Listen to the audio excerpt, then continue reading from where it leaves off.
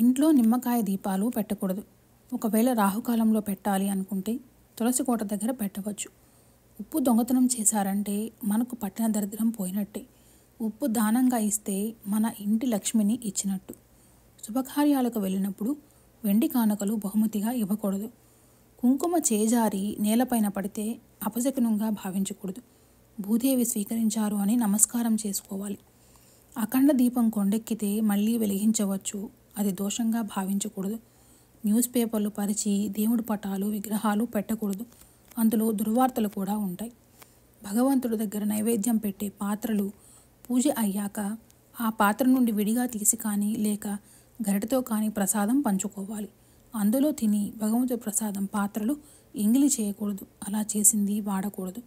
గురుస్థానంలో ఉన్న వారికి మీరు తినే పళ్ళాల్లో భోజనం వడ్డించకూడదు, అది దోషం. విస్తరాకులో కానీ విడిగా కానీ కొత్త పళ్ళెంలో కానీ పెట్టాలి. ఇంట్లో తరచూ గొడవలు, పిల్లలు చెప్పిన మాట వినకుండా విసిగించడం, ఇలా కుటుంబంలో మనశ్శాంతి లేకుంటే ఇంట్లో తరచూ సాంబ్రాణి పైన బిర్యానీ ఆకులు, తెల్ల ఆవాలు వేసి ధూపం వేస్తూ ఉండాలి. కాకికి అన్నం పెట్టాలి. ఇలా చేస్తూ ఉంటే కారణం లేని గొడవలు తగ్గుతాయి. కొందరు భైరవుడికి సమర్పిస్తున్నట్లు భావించి మద్యాన్ని కుక్కలకు పోస్తుంటారు. అవి తాగడం వల్ల అవి మత్తెక్కి వాహనాల కింద పడే అవకాశం ఉంటుంది, అది మహాపాపం. అలా మద్యాన్ని ఇవ్వాలి అనుకుంటే ఏ పేదవాళ్ళకైనా భైరవుడికి ఇస్తున్నట్లు భావించవచ్చు.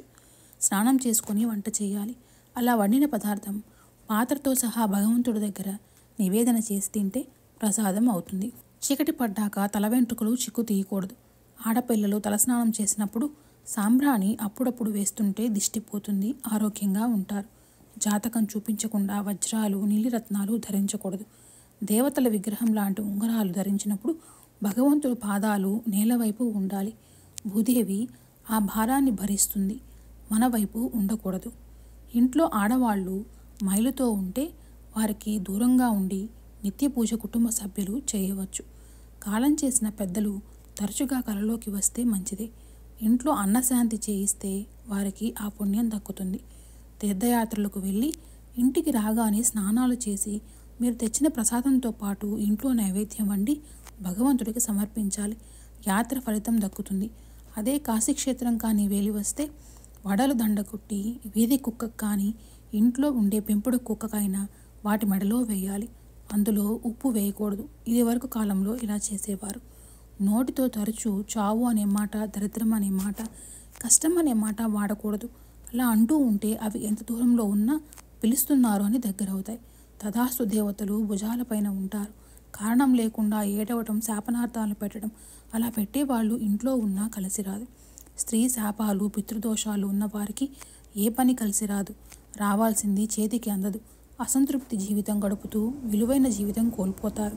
అటువంటి పరిస్థితిలో ఉన్నవారు ఒడ్లు, నువ్వులతో రుద్రహోమం చేయాలి, ఉపశమనం లభిస్తుంది. కొబ్బరికాయ పాతవిగా ఉంటే కుళ్ళిపోతాయి. అలా ఉంటే ఇంకో టెంకాయ కొడితే సరిపోతుంది. అపశకునంగా బాధపడకూడదు, దోషం పోయింది అనుకోవాలి. జపం చేసే మాల మెడలో వేసుకోకూడదు. మెడలో వేసుకునే మాలను జపానికి వాడకూడదు. స్నానం చేయకుండా జపమాల ముట్టుకోకూడదు. పాలు, పెరుగు, నెయ్యి, నీరు ఇవి ఎక్కడైనా స్వీకరించవచ్చు, అందులో లక్ష్మీ నివాసం ఉంటుంది. ఎంగిలి గిన్నెలు ఎదురు చూడకూడదు. తిన్న వెంటనే కంచాలు కడిగేయాలి. ఇంట్లో ఎవరైనా కాలం చేస్తే సంవత్సరం వరకు పూజ చేయకుండా దీపం పెట్టకుండా ఉండకూడదు, అది చాలా దోషం. 11 రోజులు కార్యక్రమం తర్వాత పూజలు చేసుకోవచ్చు. వారంలో ఏ రోజు అయితే జన్మిస్తామో ఆ రోజు శుభ సంస్కారాలు చేయకూడదు.